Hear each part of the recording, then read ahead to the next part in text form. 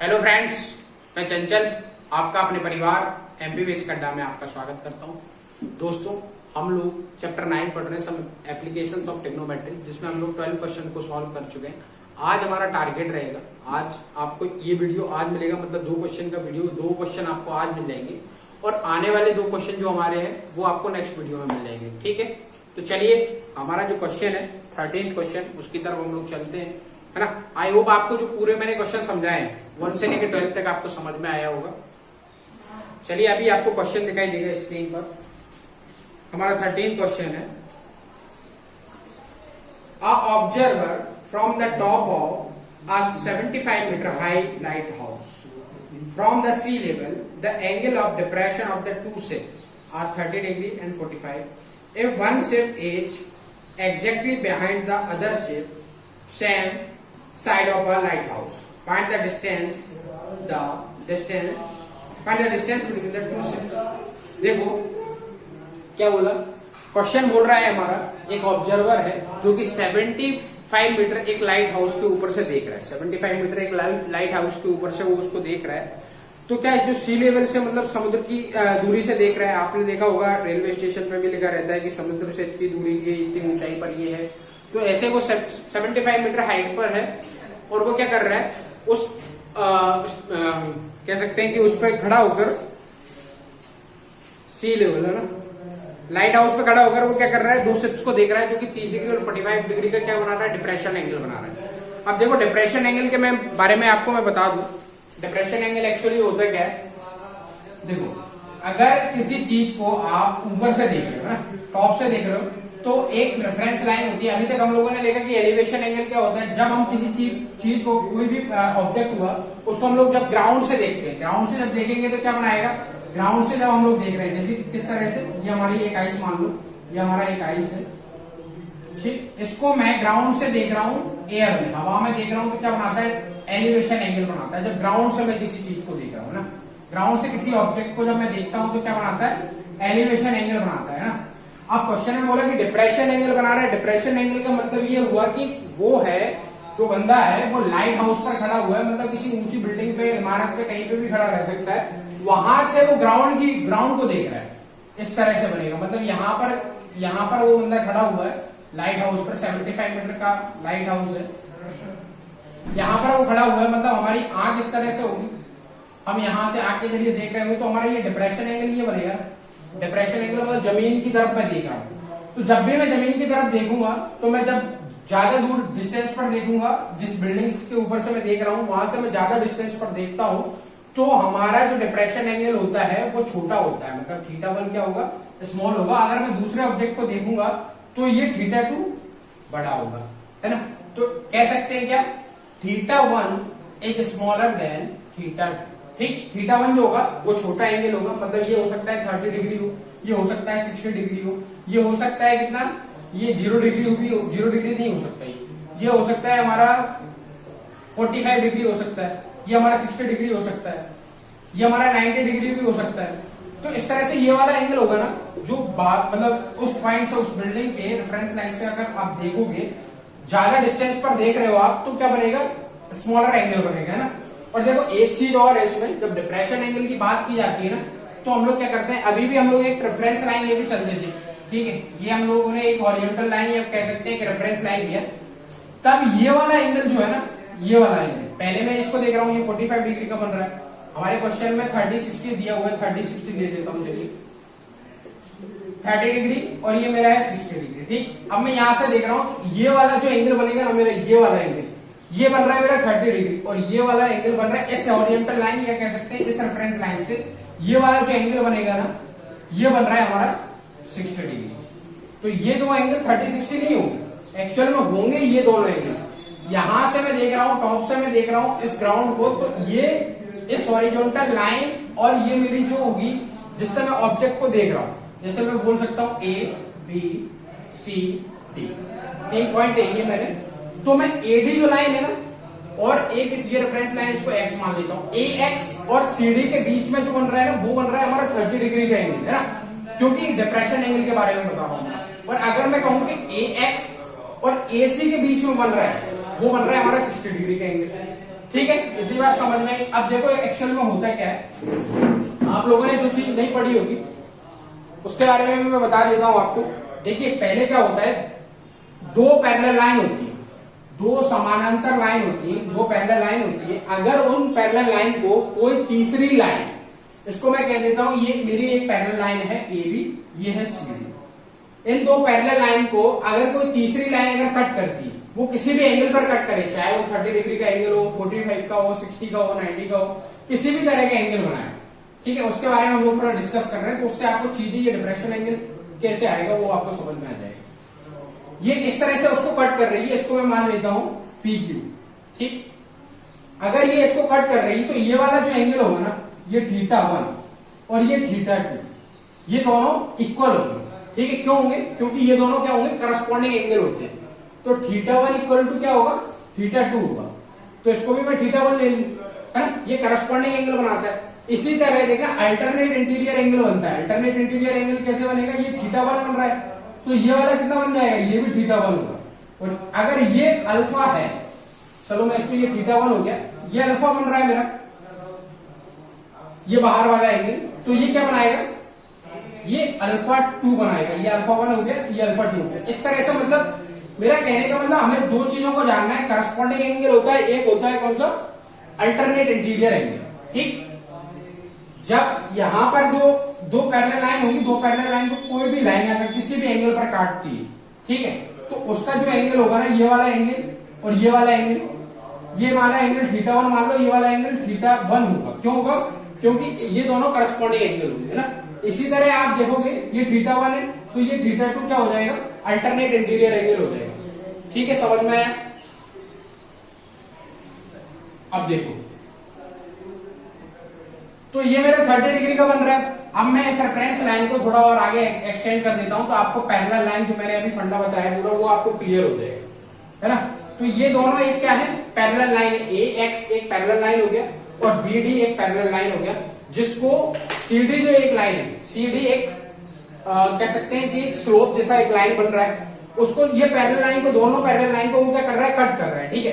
तो ये 30 डिग्री पर कट रहा है, 30 डिग्री पर वो लाइन उसको काट रही है, तो ये वाला एंगल भी 30 डिग्री होगा, क्योंकि ये अल्टरनेट इंटीरियर एंगल बना रहा है। बना रहा है कि नहीं बना रहा, बना रहा है। इसी तरह ये 60 डिग्री का एंगल बना रहा है यहाँ पर, तो ये भी 60 डिग्री का एंगल बनाएगा, क्योंकि ये भी एक अल्टरनेट इंटीरियर एंगल बनेगा। इतनी बात समझ में। चलो अब मैं इसको रफ कर रहा हूं, अच्छी सा डायग्राम बना देता हूं उसका।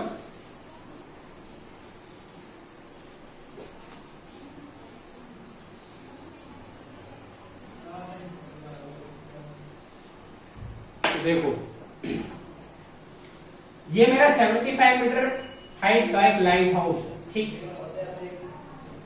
हमारे क्वेश्चन के अकॉर्डिंग चल रहा है। ये भी एक क्या है, एक लाइट हाउस, ठीक है। वहां से मैं ग्राउंड में, मतलब मैं सी में देख रहा हूं, जमीन पे पानी में देख रहा हूं, तो मैं दो शिप्स को देख रहा हूं, ठीक है। क्वेश्चन में हमारे क्या कहा गया, दो शिप को देख रहा है, वो दो शिप को देख रहा है। एक 30 डिग्री पर देख रहा है, डिप्रेशन एंगल बनेगा। तो ये मैंने एक रेफरेंस लाइन बना ली, या कह सकते हैं हॉरिजॉन्टल लाइन बना ली, ठीक। अब यहां से वो डिप्रेशन एंगल बनाएगा इस तरीके से, तो ये एंगल कितना बन रहा है, ये बनेगा 30 डिग्री का, ठीक। और उसी लाइट हाउस पर वो खड़ा होकर दूसरे शिप को देख रहा है, जो कि एक ही लाइन में है, ऐसा क्वेश्चन में दिया हुआ है, ठीक, एक ही लाइन में है। तो ये कितने डिग्री का एंगल बन रहा है, ये बन रहा है 60 डिग्री का एंगल, समझ में आया। एक लाइट हाउस के ऊपर से एक व्यक्ति खड़ा होकर दो शिप्स को देख रहा है। ये हमारा इस पॉइंट पे मान लेता हूं मैं, ये दो शिप है यहाँ, ठीक, ये सी डी, पॉइंट सी पर एक शिप है और पॉइंट डी पर एक शिप है, एक जहाज पानी के अंदर देख रहा है, वो लाइट हाउस पर खड़ा होकर। तो वहां से वो कितना डिग्री का एंगल बना रहा है, उसका 30 डिग्री का डिप्रेशन एंगल बन रहा है, और दूसरे शिप पर बन रहा है, डी पर बन रहा है 60 डिग्री का डिप्रेशन एंगल। तो देखो, अभी हम लोगों ने सीखा कि ये वाला जो एंगल है 30 डिग्री और ये वाला एंगल 30 डिग्री इक्वल होगा, ये 30 इक्वल होगा, क्योंकि ये क्या बना रहा है, अल्टरनेट इंटीरियर एंगल बना रहा है। इसी तरह ये 60 डिग्री का एंगल बन रहा है, तो ये भी कितना डिग्री का बनाएगा, 60 डिग्री का बनाएगा, ये भी एक अल्टरनेट इंटीरियर एंगल होगा। इतनी बात समझ में। तो हमें क्या निकालना है, फाइंड क्या करना है एक्चुअल में, find the distance between the, determine the, find the distance between the two ships. तो हमें दोनों शिप्स के बीच की डिस्टेंस फाइंड करना है, ये वाली चीज हमें फाइंड करनी है, ठीक।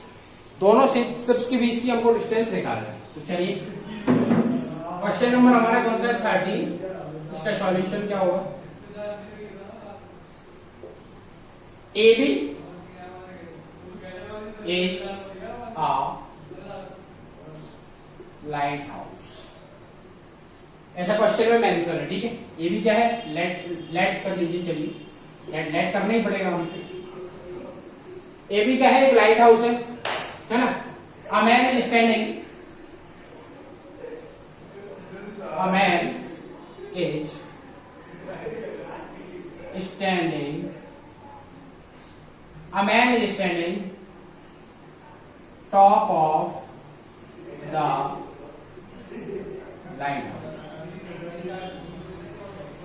and he see a ship at point C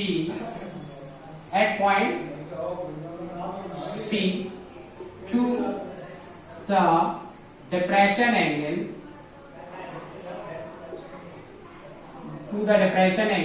30 degree and another shape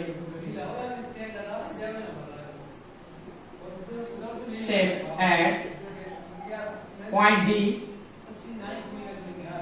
which is 60 degree। क्या लिखा मैंने? ए भी एक लाइट हाउस है, ठीक है, ये हमारा ए भी एक लाइट हाउस है जिसका हमें डिस्टेंस भी दिया हुआ है। क्वेश्चन में क्या है, A B equal to 75 metre हमें दिया हुआ है, ठीक। A man is standing on the top of the lighthouse, एक व्यक्ति जो है लाइट हाउस के टॉप पर खड़ा हुआ है। And he see a ship at point C, एक पॉइंट सी पर वो क्या देख रहा है, जहाज को देख रहा है। And to the depression angle of 30 degree के डिप्रेशन एंगल पर। And another ship at point D which is 60 degree, which is depression angle 60 degree, ठीक है। तो ये सब जो कंटेंट है ना, ये आपको अपने मन से लिखना है, इसमें कोई दो राय नहीं कि आपको मतलब भाई ये है कि इसी को जो आपने जैसा लिखा हुआ है वैसे ही आपको लिखना है, आप अपने मन से लिखिएगा ये सब। चलिए हम अपने क्वेश्चन की तरफ चलते हैं। तो देखो हमें निकालना क्या है, दोनों शिप के बीच की डिस्टेंस क्या होगी वो हमें फाइंड करना है, ठीक। तो देखो सबसे पहले मैं क्या करूंगा, सबसे पहले मैं इस ट्रायंगल में चल लेता हूं, A D B, A D B triangle में चलता हूं। तो an right angle triangle A D B, ठीक। एडीबी में चल रहा हूं, ये कितने डिग्री का बन रहा है देखो। अब ये वाला डेटा मेरे पास है और ये वाला मेरा अननोन डेटा है। तो देखो अगर किसी एंगल के सामने, हम लोग पहले भी पढ़ चुके हैं, एंगल के सामने वाली साइड क्या होती है, परपेंडिकुलर होता है। जहां पर दोनों एंगल फॉर्म हो रहे हैं 90 और 60, जहां पर फॉर्म हो रहा है वो क्या होता है, हमारा बेस होता है। तो परपेंडिकुलर अपॉन बेस ट्रिग्नोमेट्री का ऐसा कौन सा रेशियो होता है, वो होता है हमारा 10, ठीक, 10 60 डिग्री। परपेंडिकुलर क्या है एक्चुअल में, यहाँ पर ए बी, और बेस क्या, बेस हमारा ये अननोन है, ठीक है, बी। तो 10 60 का वैल्यू क्या होता है, 10 60 इज इक्वल टू √3 होता है। ए बी का हमें दिया हुआ है डिस्टेंस, लाइट हाउस का जो हाइट है वो हमें दिया हुआ है, कितना है 75, ठीक। बीडी हमें फाइंड करना है, यहां से हम लोग क्या निकाल सकते हैं, बीडी निकाल सकते हैं। तो ये आ जाएगा बीडी इक्वल टू क्या आ गया, बीडी इक्वल टू आ जाएगा आपका 75 बाय √3, ठीक, 75 बाय √3 आ गया। ये मेरा हो गया इक्वेशन नंबर 1, ठीक। इसी तरह देखना, हाँ ठीक। अब देखो क्वेश्चन नंबर हमारा जो है ना, अब मैं दूसरा ट्रायंगल में चलता हूं, A C B, an right angle triangle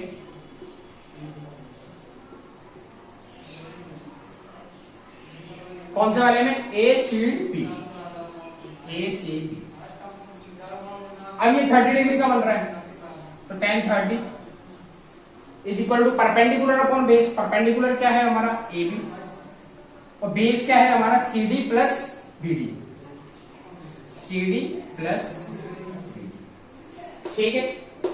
इतनी बात समझ में, मतलब ये पूरा हो गया ना हमारा बेस। तो यहाँ सी से लेकर डी तक की डिस्टेंस और डी से लेकर बी तक की distance is equal to B D, ठीक, बेस आ जाता। मतलब इस तरह से अगर मैं लिखूं परपेंडिकुलर अपॉन बेस, तो आपका ये बनता बी सी। तो tan 30 का वैल्यू क्या होगा, tan 30 is equal to 1/√3। A B कितना दिया हुआ है 75, और बीसी हमारा क्या होगा, बीसी होगा CD प्लस BD। क्लियर है? ये हमारा इक्वेशन नंबर फर्स्ट है।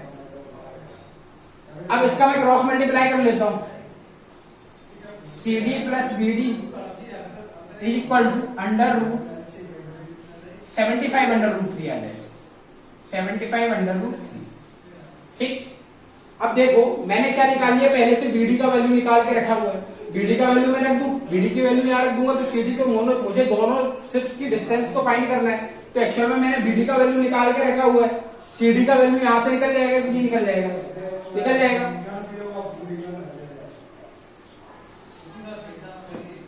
तो देखो CD प्लस BD के प्लेस पे क्या रख सकता हूं, 75 बाय रूट 3 रख सकता हूं, 75 by root 3 is equal to, ये कितना बन गया हमारा 75 रूट 3, 75।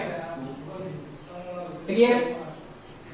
देखो कुछ नहीं किया, ये डिनोमिनेटर में था, इधर इसका मल्टीप्लाई कर दूंगा, मतलब ये डिवाइड में था, यहाँ जाएगा मल्टीप्लाई में हो गया, ये डिवाइड में था, इस साइड आ गया तो ये मल्टीप्लाई में हो गया। ठीक है, यहां से मैंने BD का वैल्यू रख दिया, इसमें BD का वैल्यू मैं पहले इक्वेशन से निकाल चुका था, BD इक्वल टू क्या आया था 75 बाय रूट 3 आया था, तो मैंने BD के प्लेस पे 75 बाय रूट 3 रख दिया। ठीक है, CD का वैल्यू निकल जाएगा यहां से, CD इक्वल टू क्या आ जाएगा 75 रूट 3 माइनस 75 बाय रूट 3, ये बनेगा। तो इसका एलसीएम ले लो भैया, एलसीएम क्या आ जाएगा, रूट 3 आ जाएगा, आ गया। और ये आ जाएगा आपका 75 इंटू 3, रूट 3 इंटू रूट 3 क्या बना लेगा, 3 बना लेगा, माइनस 75। ओके, तो CD क्या आ जाएगा, CD, अब इसमें से मैं 75 को कॉमन ले लेता हूं, 75 को मैंने कॉमन ले लिया तो ये 3 माइनस 1 बन जाएगा, 3 माइनस 1 अपॉन में रूट 3। तो CD क्या बन जाएगा मेरा, CD बन जाएगा 75 इंटू 3 माइनस 1 कितना हो जाएगा 2 बाय रूट 3। अब ये रूट 3 का मैं मल्टीप्लाई करके क्रॉस ऊपर नीचे मल्टीप्लाई कर देता हूं न्यूमरेटर डिनोमिनेटर में, 75 into 2 into root 3 by root 3 into root 3 क्या बना लेगा, 3 बना लेगा, तो ये 3 हो गया, तो ये कैंसिल हो रहा है, 3 2 जा 6 और ये 15 बन गया, 3 5 के 15। ठीक, तो ये कितना आ गया, CD इक्वल टू आ गया आपका 15 रूट 3। आया समझ में, आया क्या किया हम लोगों ने? देखो अभी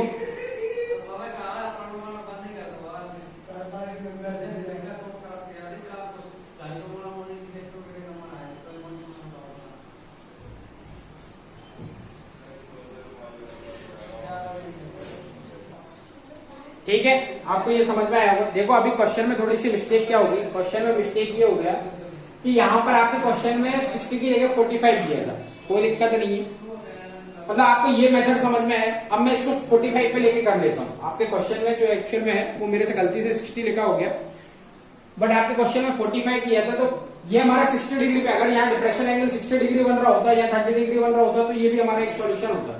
ठीक, ये भी हमारा एक क्वेश्चन बन सकता है, ये भी फॉर्म हो सकता है, बट आपका यहाँ पे 45 दिया है, उधर 45 दिया है, तो उसको देख लेता हूँ। चलो ये 45 डिग्री का दिया हुआ, तो कुछ नहीं, जो डेटा हमने पहले से लिखा था वो एज इट इज सेम रहेगा, कुछ नहीं करना उसको। देखो एन ट्रायंगल कौन सा, ADB tan 45 is equal to perpendicular upon base, यानी AB अपॉन बेस क्या हो गया BD। तो tan 45 का वैल्यू क्या होता है 1, और AB क्या है हमारा 75 दिया हुआ है, BD, तो BD इज इक्वल टू क्या आ गया, BD आ गया आपका 75, BD आ गया हमारा 75, ये वाली डिस्टेंस क्या आ गया 75। किस पर, अगर यहाँ आपके क्वेश्चन में 45 डिग्री दिया हुआ है तब, 60 दिया हुआ था तब हम लोगों ने उसको देख ही लिया हुआ है, ये हमारा 75 आ गया। अब इस वाले ट्रायंगल में चल लू मैं, ACB and triangle ACB, tan 30 is equal to 1 by root 3, tan 30 is equal to perpendicular AB upon base हमारा क्या है BC। तो देखो तो tan 30 होगा। ए बी हमारा क्या है 75, और बेस क्या होगा, बेस होगा हमारा CD प्लस BD, यानी BC जो है, BC ये कंप्लीट डिस्टेंस, इतनी डिस्टेंस प्लस इतनी डिस्टेंस इज इक्वल टू क्या हो जाएगा, C से चलूंगा मैं D तक, D से चलूँ B तक, तो क्या आ जाएगा BC आ जाएगा मेरा।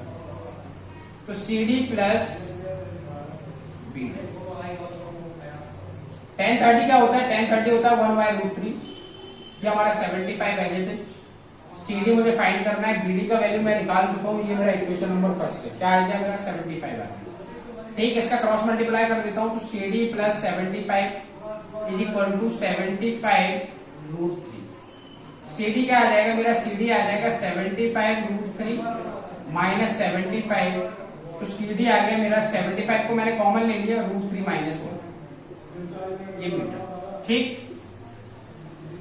मतलब देखो हम लोगों ने दोनों क्वेश्चन डिस्कस कर लिए। क्या, अगर यहाँ पर 30 है, पहला एलिवेशन एंगल पहले सिप को पॉइंट C पर वो देख रहा है 30 डिग्री का बन रहा है, और दूसरे सिप को देख रहा है तो पॉइंट D पर है, उसको अगर मैं 45, यहाँ पर मैंने पहले 60 को लेके कर लिया, उससे कोई दिक्कत नहीं। क्वेश्चन आपको 60 पे आ जाए 45 पे आ जाए, उससे कोई मैटर नहीं करता, बट आपको एक्चुअल में चीज आना चाहिए कि हम लोगों को करना क्या है।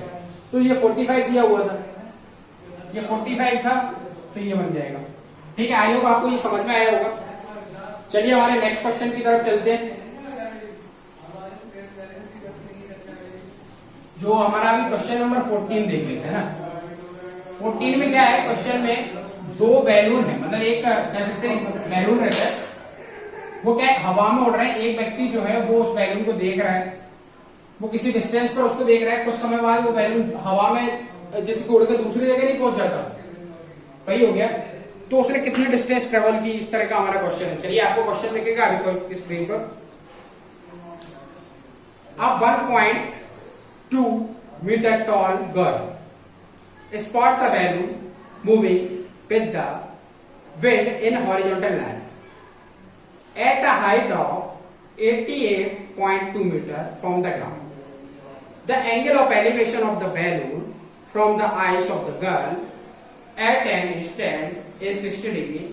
After some time, the angle of elevation reduces to 30 degree. See figure 9.13 जो आपके बुकलेट में दिया हुआ है। Find the distance traveled by the balloon during the interval. देखो सिंपल सी बात है, क्वेश्चन में क्या कहा गया, क्वेश्चन में क्या आ गया, एक 1.2 मीटर टॉल गर्ल है, एक 1.2 मीटर क्या है, एक छोटी लड़की है।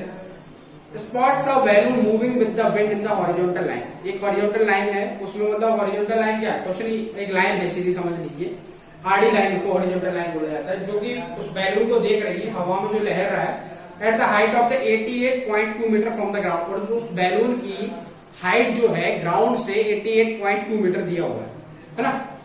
The angle of elevation of the balloon from the eyes of the girl at an instant 60 degree. वो क्या कर रही है, पहली बार जब उस बैलून को देखती है तो 60 डिग्री का एंगल बनता है, पर कुछ समय बाद हवा में चल रहा था balloon, at some time the angle of elevation of the reduces to 30 degree. वो क्या होता है, हवा में लहर के दूसरी जगह चला जाता है बैलून, तो 30 डिग्री का एंगल बनाता है जब बैलून दूसरी जगह पर पहुंच जाता है। तो find the distance travel by the balloon during the interval. तो इस इंटरवल में उस बैलून ने कितनी डिस्टेंस ट्रेवल की।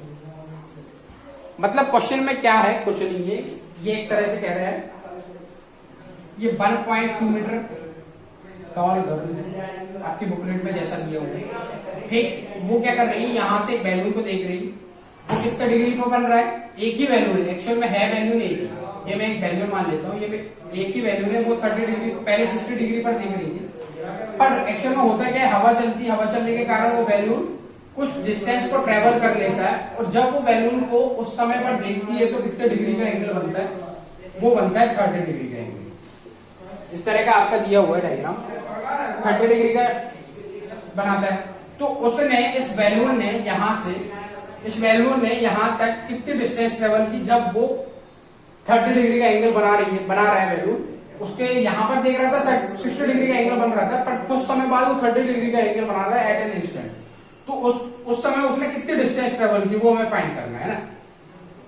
इस तरह का है, चलिए तो देख लेते हैं इसको, लाइन डायग्राम बनाकर देखते हैं हम इसका। ये हमारा 1.2 मीटर क्या हो गया, टॉल गर्ल हो गया, इसको मैं मान लेता हूं ए। ठीक, यहां पर हमारा एक बैलून है, इस तरह से कुछ दिया हुआ है आपका डायग्राम। उस बैलून को जो देख रही है वो घर वो 30 डिग्री का 60 डिग्री का एलिवेशन एंगल बन रहा है, यहाँ 60 डिग्री का एलिवेशन एंगल बन रहा है। और वही बैलून हवा में उड़ने के कारण कुछ डिस्टेंस को ट्रेवल कर लेता है, तो कितने डिग्री का एंगल बनता है? अब ये 30 डिग्री का एंगल बनता है, ठीक। और उस बैलून की जो हाइट है ग्राउंड से कितना दिया हुआ है? 88.2 मीटर, है ना? क्या दिया हुआ है? 88.2 मीटर उस बैलून का ग्राउंड से हाइट दी हुई है। इस तरह का हमारा डायग्राम बनेगा ए बी। इसको मैं पॉइंट मान लेता हूं, सी हो गया, ये हमारा डी हो गया, ये ई एफ, ठीक। अब देखना ये 1.2 मीटर टॉल गर्ल है। अब ये यहां से एक हॉरिजॉन्टल लाइन बनाएगी, तो मतलब उस बैलून की कुछ डिस्टेंस कम हो जाएगी। मतलब कहने का मतलब ये है एक किस तरह का फॉर्म हो रहा है? एक रेक्टेंगल की तरह फॉर्म हो रहा है। तो रेक्टेंगल की प्रॉपर्टी क्या होती है? रेक्टेंगल की प्रॉपर्टी होती है अपोजिट साइड्स आर इक्वल, ठीक। तो उसकी अपोजिट साइड इक्वल होगी, तो 88.2 में से मैं क्या माइनस कर दूं? 1.2 माइनस कर दूं। 1.2 माइनस कर दूंगा तो क्या बचेगा मेरे? 87 बचेगा। मतलब इतनी डिस्टेंस क्या होगी? ये मेरा 87 मीटर डिस्टेंस होगा यहां से लेके यहां तक। इसको मैं 0.4 मान लेता हूं, और ये मेरा होगा 1.2 मीटर, ठीक। अब चलिए क्या लिखना है हमें? ए बी है, A B is a tall girl, its height is 1.2 meter and a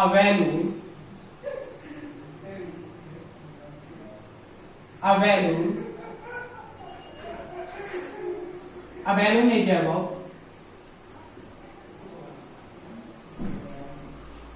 88.2 meter from the ground when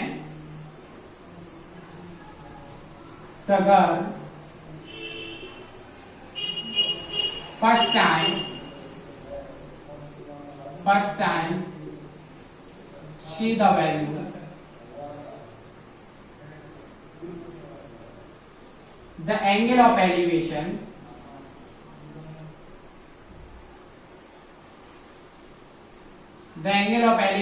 is 60 degree at an instant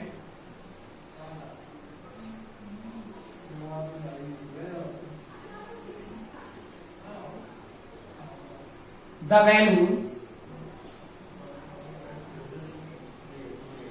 reach the point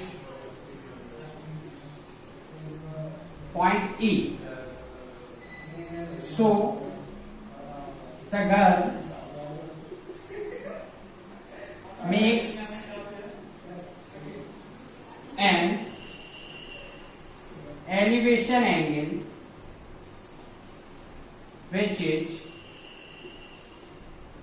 30 degree, ठीक। एक बार एंगल चेक कर लेता हूं, सही है। तो देखो क्या लिखा मैंने, ए बी टॉल गर्ल है, इसकी हाइट क्या है हमारे क्वेश्चन में मेंशन है 1.2 metre and a balloon is above 88.2 metre from the ground. एक बैलून है जो कि ग्राउंड से कितना है? 88.2 मीटर है, ठीक है। When the girl first time to see the balloon, पहली बार जब गर्ल देखती है उस बैलून को, एट पॉइंट सी भी लिख सकते हैं, कोई दिक्कत नहीं है। The angle of elevation is 60 degree at an instant the balloon reach the point E, so the girl makes an elevation angle which is 30 degree. आइए बात समझ में।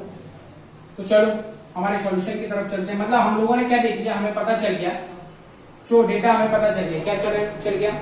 तो एक एंगल जो होगा, कौन सा वाला? इस पॉइंट को मैं मान लेता हूं क्या है? ये वाला, इसको O मान लिया, तो ये मेरा हो गया P, और ये O मैंने मान के चला हुआ है, ठीक। ये P हो गया।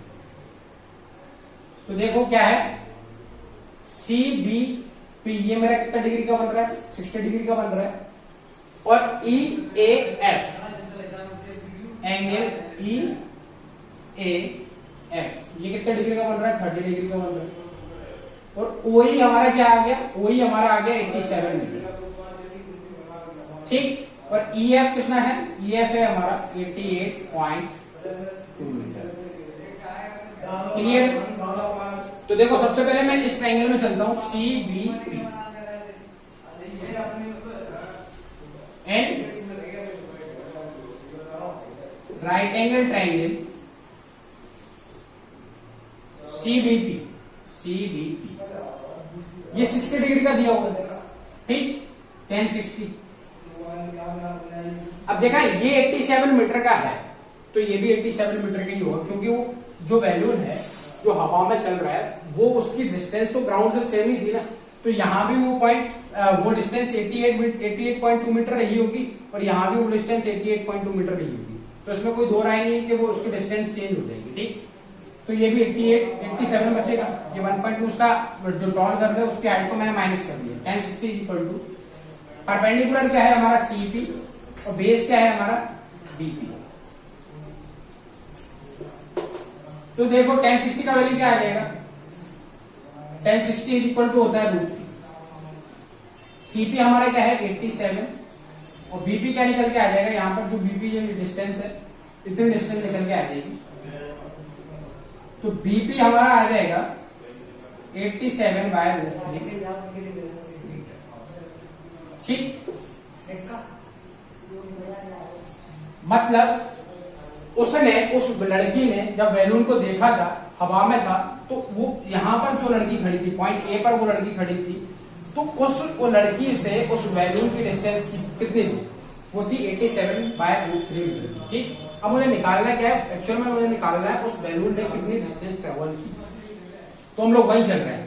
तो ये मेरा कितना आ गया? ये मेरा आ गया, ये 87/√3 आ गया, तो ये भी मेरा 87/√3 होगा। क्यों होगा? क्योंकि देखो भैया, अब ये क्या बन रहा है? एक स्क्वायर का फॉर्म बन रहा है कि ये कह सकते हैं कि अगर ये रेक्टेंगल बन रहा तो रेक्टेंगल की अपोजिट साइड सार इक्वल होती, तो ये 87/√3 आया, तो ये भी मेरा 87/√3 आया। जिस तरह से 1.2 मीटर, ये भी हमारा 1.2 मीटर दिया हुआ था, उसी तरह ओ एफ क्या हुआ? 1.2 मीटर हुआ, तो इसी तरह से ये भी 87/√3 मीटर हो जाएगा। अब देखना, अब मैं किस ट्रायंगल में चलूंगा? E A F, an triangle E A F, ठीक। 1030 इज इक्वल टू परपेंडिकुलर क्या होगा हमारा? F E. बेस क्या होगा हमारा? बेस होगा ए एफ। 1030 क्या होता है? 1030 is equal to 1/√3। F E का डिस्टेंस मेरे को पता है कितना है? 88.2 मीटर दिया हुआ है, क्वेश्चन में मेंशन ही है। और ए एफ को क्या लिख सकता हूं? एडी प्लस एफ डी लिख सकता हूं, AD plus D F. 1/√3 is equal to 88.2। AD का वैल्यू क्या है? 87/√3, अभी हम लोग निकाल चुके हैं पहले इक्वेशन से।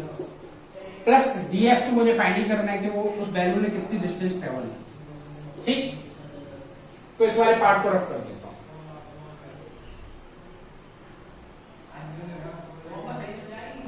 इसका मल्टीप्लाई में अगर कर दूं, पहले क्या कर लेता हूं? इसका एलसीएम ले लेता हूं। 1/√3 एज इट इज रहा हमारा 88.2 मीटर, ऊपर एज इट इज रखा मैंने, नीचे मैंने √3 एलसीएम ले लिया, इसका और इसका √3 एलसीएम आ गया, तो ये क्या आ जाएगा? 87, ये मेरा आ जाएगा 87 प्लस √3 DF, ठीक। √3 DF क्या किया? √3 एलसीएम आ गया 87 प्लस, अब इस √3 का मल्टीप्लाई कर दिया, अंडर √3 DF आ गया। अब इसका क्रॉस मल्टीप्लाई कर देता हूं, तो क्रॉस मल्टीप्लाई करूंगा मैं इसका, तो √3 sorry 87 plus √3 DF, 87 plus √3 DF को मल्टीप्लाई क्या कर दिया मैंने? 1 में कर दिया, ठीक। इज इक्वल टू 88.2 इस तरह का होगा। यहां y क्या था? अंडर √3। ओके, कोई दिक्कत, कोई परेशानी? क्या किया, इस बारे पार्ट का इसका मल्टीप्लाई मैंने यहाँ कर दिया पूरे पार्ट का, और इसका मल्टीप्लाई यहाँ करता हूँ, ठीक। तो ये बनाएगा और इसका मल्टीप्लाई यहाँ कर दिया तो 88.2 √3 हो जाएगा। अब इस √3 का मल्टीप्लाई फिर से इधर कर देता हूँ, तो 87 plus √3 DF is equal to 88.2 into √3 क्या बनाएगा, 3 बनाएगा, ठीक। अब देखो इसको सॉल्व कर लेते हैं, एक हमारे पास सॉल्यूशन क्या है, इसको सॉल्व कर लेते हैं, और ये प्लस वाला पार्ट है इसको इधर भेज दूंगा, माइनस में आ जाएगा, तो ये आ जाएगा √3 DF is equal to 88.2 into 3 है ना, माइनस 87, ठीक। और ये √3 का है मल्टीप्लाई में, तो इसको भी भेज देता हूँ, डिवाइड में आ जाएगा, तो DF is equal to 88.2 into 3 minus 87 upon √3, इस तरह का बनेगा, ठीक। अब देखना, तो इसका मल्टीप्लाई कर लेते हैं DF, तो क्या बनाएगा 3 2 6,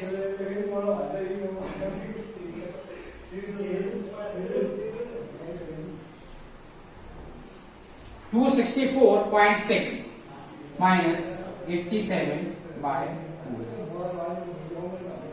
तो इसको माइनस कर लो, 264.6 में से 87 को माइनस करना है,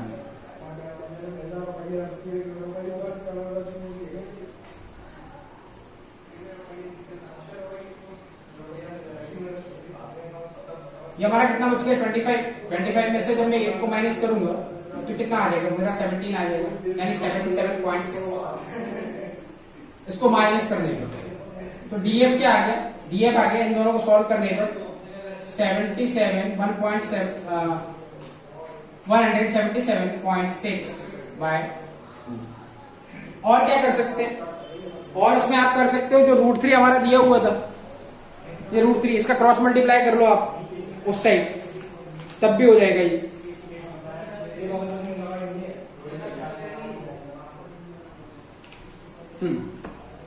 ठीक। चलो और आगे देख लेते हैं आपका जो अभी आंसर एक्चुअल में आया नहीं पूरा, तो DF 177.6, अब ये √3 का रेशनलाइजेशन कर दूंगा, तो √3 का मल्टीप्लाई ऊपर कर दिया मैंने, √3 इंटू √3 क्या बना लेगा, नीचे 3 बना लेगा, इस तरह से हो गया, ये आ गया 177.6 इंटू √3, और √3 इंटू √3 का भैया हमारा 3 दिया। अब इसको और सॉल्व कर लेते हैं, 3 5 15,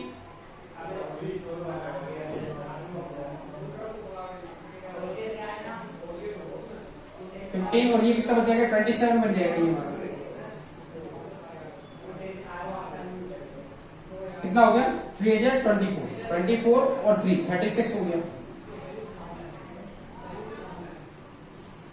मतलब ये हमारा आ जाएगा 58 √3 करके मीटर, ये हमारा आंसर हो जाएगा जब आप उसका कंप्लीट सॉल्यूशन करोगे। आई होप आपको ये समझ में आया होगा, है ना। अब हम लोग चल रहे हैं हमारा जो नेक्स्ट क्वेश्चन होगा उसकी तरफ, बट अभी हमारा टाइम ज्यादा हो गया तो हम लोग उसको नहीं करते। तो आपको करना क्या है, चैनल को लाइक करना है, शेयर करना है, सब्सक्राइब करना है। Thank you very much, have a nice day.